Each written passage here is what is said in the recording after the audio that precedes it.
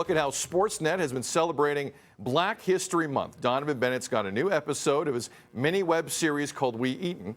And the topic on the table today, literally, is how the sports world is behaving post-George Floyd. Donnovan, once again, has been kind enough to join us this morning.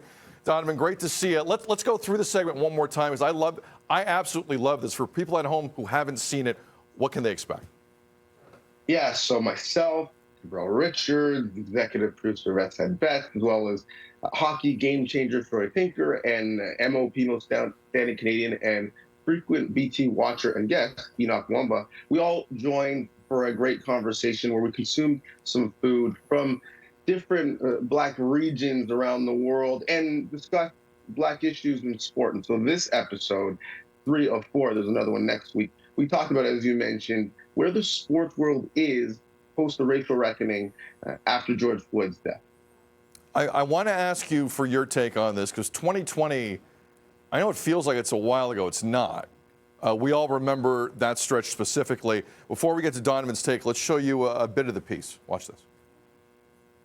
Do you think there has been tangible change in the culture? I think so. I think maybe it's slower than people anticipated or hoped, but when we're talking about like systemic change, it's gonna take a while, like probably generations, not just a generation. I think it may vary sport to sport. I had teammates texting me apologies from years past and whatnot, and how did you respond?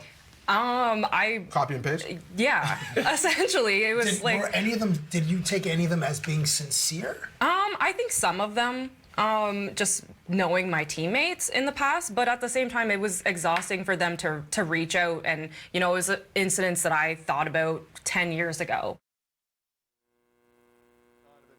We got about a minute. Has the sports world kept the same energy now compared to 2020? In my estimation, no. And I think the beautiful thing about this segment is that you see the experiences and viewpoints of Black people are not monolithic.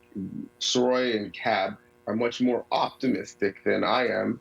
And, you know, I believe, you know, what James Baldwin said, I can't believe what you say because I see what you do. A lot of people said a lot of things back in the spring of 2020. What have they done since?